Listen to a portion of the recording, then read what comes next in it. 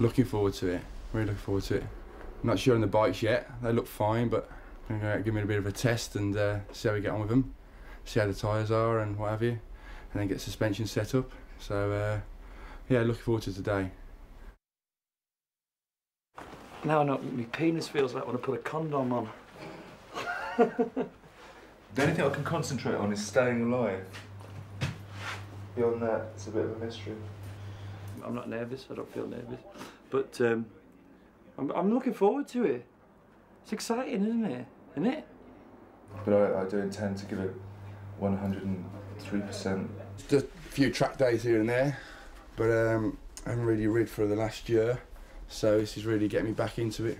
We're only going to tootle around. We're actually not going to use motorbikes. We're going to use little three-wheeler things, you know, them little with the pedals at the front, just to sort of like, you know, get used to it. There's nice ways to fall off, and then there's really horrible ways to fall off. And the nice way to fall off is you go into the corner and the bike falls away and you just slide gracefully down the road. And then the really horrible one is you go into the corner and the bike kicks you up in the air and you literally go about 8 meters up in the air, look at the bike underneath you and hit the ground really hard, and that's a really horrible crash. There has been mentions of a bit of competitiveness from Adam. I think between Adam and Carl, watch them two, because they're a lot further on than I am. Obviously, I've only been doing this a while. Like, Just gonna take it easy. Just take my time, get all my protective stuff on, got my protective pants. For the gay members of the audience, it's called the Bentley Brook Inn, and it's called the Leather Britches Arms. Fantastic. Try explaining that one to your mum and dad. Where are you this weekend, son? Well, I'm at the Leather Britches at Bentley Brook. Spine protector. So get as much protective equipment as I can on, because when I do slide off, and I'm bound to slide off. And then Jamie Whittam, our instructor, will be guiding us around the track, showing us the corners and where not to crash, which we will hopefully be studying and learning. And then through some kind of mystical use of his fingers and the rest of it, we will become superbike riders in but a few days' time. Personally, I'm not convinced. he's a northerner. Come on. I'm more focused internally on developing myself, because I know the worst thing to do is just go and think, oh yeah, I'm gonna have him, get him on that corner. And that's not really why I'm here. But you're the calm of the man.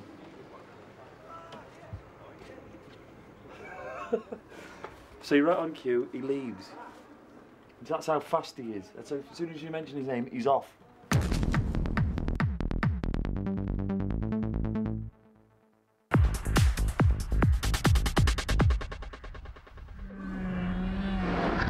Right lads, welcome to Dallimore. The idea of what we're going to do over the next several weeks is basically improve your riding. It's not about competition with each other, it's about competition with yourself. Wherever you're starting from, the idea is to make you better riders. We're going to basically disassemble what you already know about riding bikes and then build you back up from the beginning. You might have to go even slower than what you can go now to learn the right way of doing things that's going to get you around quicker and get you around safer. We're at Dallimore. Basically, we've got the whole circuit to go out, but for the purposes of what we're going to do over the next few weeks, we're going to use this part of the circuit. It's basically the top end. It includes a little bit of everything. It's got nice chicane, right, left, right, very slow hairpin, first gear, and a big fast accelerating left hand onto the straight. The idea is you're going like that. As straight a line as you can make through that chicane, that's what you're doing. You're going basically from one curb to the next, to the next. Next corner, the left hander into the hairpin. Now, this is where it starts getting a little bit trickier. You're actually going around it, and if that was a straight going off there, it'd be so easy. You go from here to there, and onto the straight. And you'd do like you did at the chicane, you'd straighten it out as much as you could. But straight after this corner, you've got the hairpin. And what'll happen is if you went through that corner as quick as you could, what you're going to get is thrown to that point, there. And where you need to be is about there. You'd be wasting a load of time trying to get back and get a perfect line around the hairpin.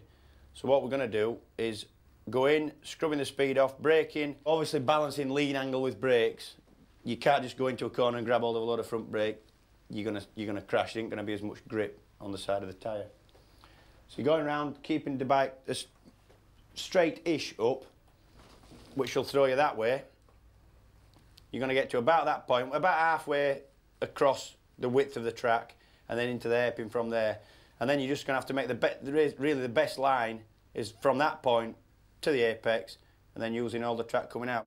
It's gonna throw you that way, like that, and really you need to be about here to get a good slingshot onto that straight there. Once you start getting one set of corners right, it spoils the next corner, and it's all about sacrificing one bit and getting the best balance.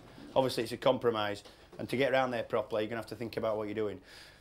We're really gonna go out there. I'm gonna show you the way around. You're gonna watch me a couple of times, then you're gonna do it on your own. I'm gonna follow you, and we're gonna start from there.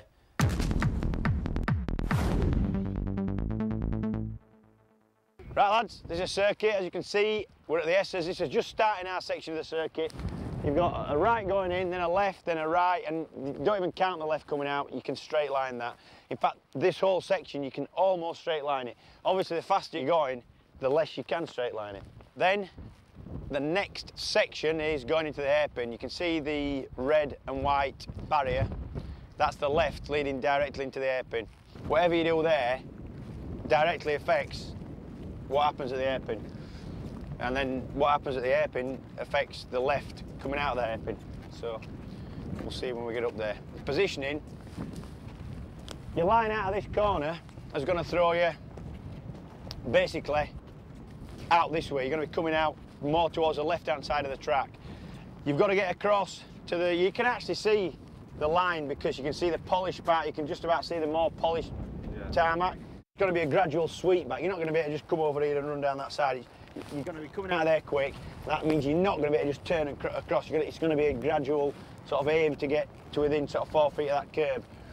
The apex for the left-hander going in to the hairpin is basically after where it would be if it was just one corner taken on its own, because you don't want to be apexing early and getting flung to the right-hand side of the track. That'll just put you right into the hairpin, and when you want to be taking a sweeping line around the hairpin and flattening it out as much as you can, it's just going to throw you straight into the middle of the corner, and you're going to be pointing that way, and you want to be pointing that way. So you're going to have to apex it later, and then go in from about the middle of the track-ish into the hairpin when you turn right.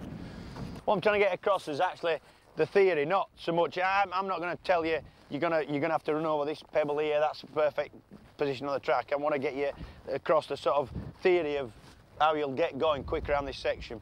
So looking at getting back to something like maybe about here, your tipping points, maybe about here. And you're not looking to apex it here, you're looking to apex it right over there. You're looking to come tip it in from here, gradually in and in and in, and then meet the grass. About, your line's probably going from here. You're making an effort to come back in, and you're apexing it. All this time you're coming in gradually to about here, about here. And then you want to be apexing here, because if you apex it here, you're going to be somewhere under that edge bottom there, and then you've got to get all the way back across there as you accelerate, and it's really hard to move, as you accelerate and hooking through the box, it's really hard to get the bike across and then get an entry into that left onto the straight. So you're looking at apexing it about here, about where that white line is, about that little white scuff mark is. And that way, it's not going to fling you out under the edge bottom. You're going to naturally drift out, but you're not going to drift out all the way under that banking and have to get right the way back across. You're just making too much of a corner of it. It's about what you need to be doing is picking a point that basically you can use as a datum. Don't just look at the track in front of you. Look at, basically have an idea of sort of your peripheral vision, what's around you. Get braking markers, just just datums where you know where you are on the track. And you're only going to get that by riding around it, but you will get it.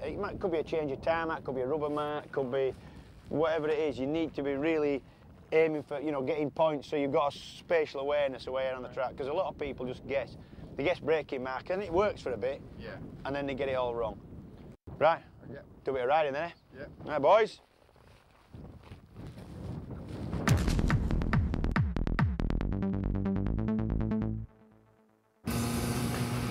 Here we are, lap of Dallimore. That's the start and finish straight, start and finish line. First set of corners is just called simply the chicane. It's a right, left, right combination. Right, left, and the right. This is quite a tight one coming out. That naturally throws you to the outside of the circuit, the left-hand side. And short blast up to Park Corner. Braking down, second gear, but a lot more revs than the hairpin. Tipping in from about here into the apex, and then drifting all the way out as you go back up to through the box. Third, fourth, fifth, and on a flying lap, you'll be up to maybe flat out in fifth or maybe even sixth gear before you come into the first part of the S's. S's is a right left combination. A lot more open than the chicane. You can almost straight line this on a bike. You see one curb there on the right, another curb on the left there, another curb on the right there, and then just clip the last curb coming out. And that's almost a straight line on a bike. Get back across the right side, fast entry into the hairpin around this big left hand of the first part of the hairpin. And then don't use too much road because you need to be tipping in. If you cross on the right there, you'd have to enter the hairpin too slow. You're tipping in from about here, about half track. Second gear, making all the way back to the late apex there, and then drifting out, not getting too far out to the left because you've got this left-hander as you accelerate right up, full revs in every gear, right up, and onto the fastest part of the circuit, the long straight. Before we brake again for Paddock Bend.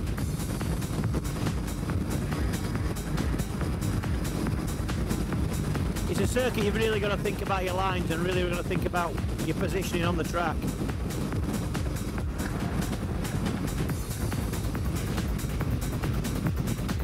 Braking heavily now for Paddock Bend, going across the left-hand side of the circuit, and then chuck it in from here, make the apex about here, and then open smoothly on the throttle, open the throttle, and then out towards the exit point there.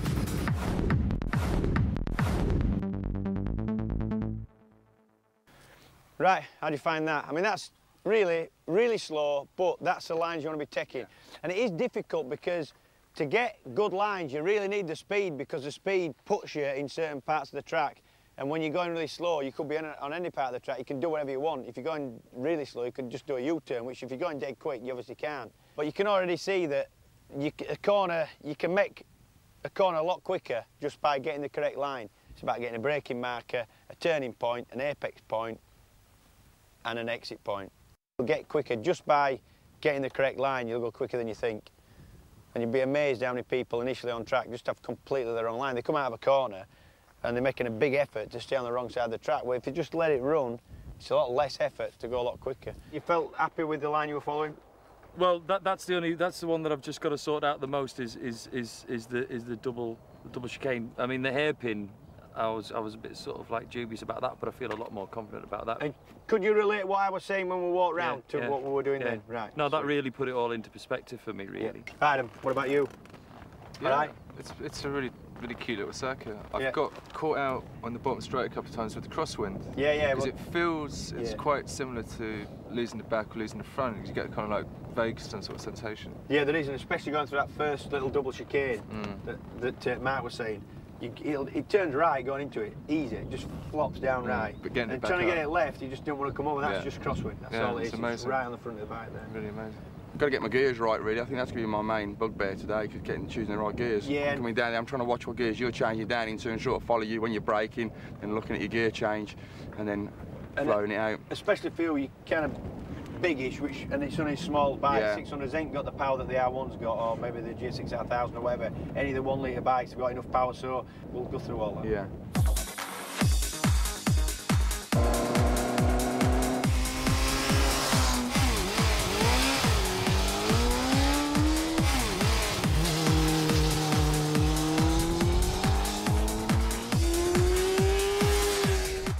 day one, they're learning the circuit. Let's see what they've taken in from what I've told them already. Right, that's Carl and that's Adam. Yeah, not very much actually. Carl's learned nothing. See, he apexed it too early and he was a little bit quick mid-corner and it ran him right up under that bank in there, which meant he had to nearly stop to get around the next left. Look at Mark. Mark's better. That line's actually a lot better. I'm happy with that. Yeah. Steady, but the line was better. And he'll find that as he builds up, that's the line he'll want to be on. He's already on it, but he just needs to get quicker. Looking at now, day one, Mark's got the most improving to do, but he's listening. So I think at this point he'll improve most. Carl's a quick rider, you can see that, but see how he's gone right out there. And he's had to make it. It's not a brilliant line around this corner, but he can already ride a bike. So, however, he's not got as much improving. There isn't as much improving he can do. That's steady. He's turning at the right point. That's good. That's good for him. Nice. From where he's at now, I'd say he's probably got. He's got more potential to improve because he's starting off from a low level.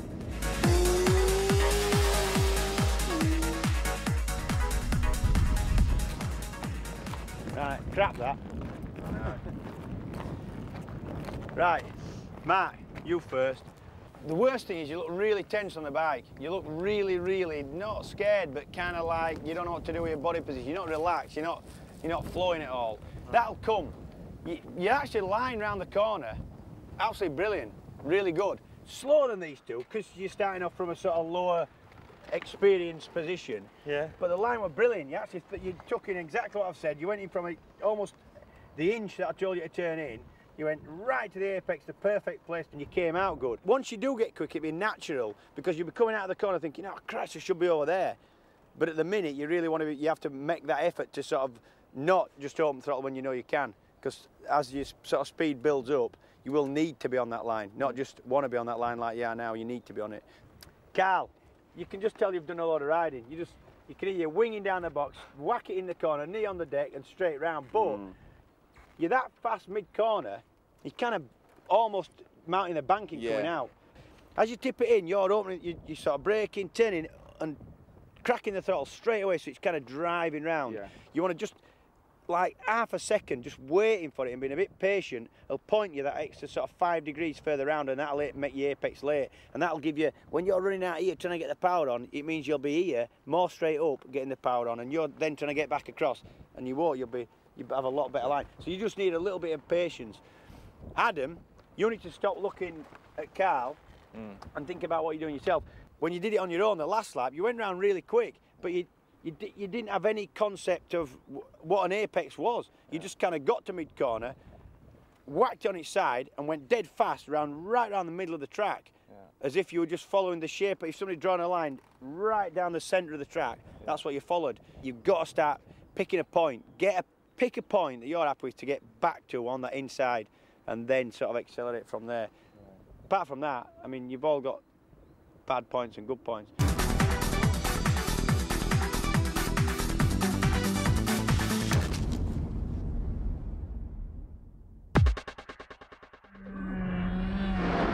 I think I've made a little bit of progression. Basically, when I first come on, it's quite overwhelming when you first come on the circuit. You go, oh God, we're really here, you know. Got me rid of my bad habits. So it's good. Still got a long way to go, so a lot to learn. But so far, so good. I did the classic thing which I said I wasn't going to do this morning, which was I wasn't going to chase somebody around the track, which is exactly what I ended up doing, which is really, really stupid. It was a waste of time. Overall, really, there's everything to improve on. Just basically concentrating on what we were doing today, just the lines. I'm too eager to get on the gas as soon as I come out the corners. I'm too eager. There'll be more 20, 30, 40% power out. Just more fluid, flowing more, rather than being all over the place and erratic. Carl's understanding of the circuit is probably not what you'd think watching him going round, because he didn't seem that bothered about learning the circuit. He was more bothered about just going quick. But there's no doubt he'll have learned it a little bit. We've done a few laps, and he's not frightened, which means he'll learn it he'll learn it pretty well once he settles down and stops trying to break the lap record the first time he goes out. I was compromising learning through not learning by chasing Cole around the track, which was great, smart move, well done. Adam, again, he seemed more bothered about getting his knee down and following Carl than he was about actually listening what I told him about the lines, and we only actually looked at the lines round 2 corners, and he didn't seem to take any of that at all, although he would lean the bike over, and his mid-corner speed was fairly good. It's just his mid-corner line was wrong. Following James round, and the other lads are really fast, like, you know, in comparison with me, but James puts a lot of confidence in you, and following around slowly, gradually, confidence built up, you know, and now I'm really, like, you know, looking forward to the next few days. Mark, who has the least experience of all 3, and has done, actually when you talk to him, he's done very little on bikes at all. He's only recently got into motorcycling. Listened and did exactly what we were told, although not so quick, because he's not up to speed on leaning the bike over, body position, braking points, etc, etc. They've all got an understanding of what we're trying to achieve and where the circuit goes. You know, they know when the next corner's coming, so it's only going to get better from here, I hope.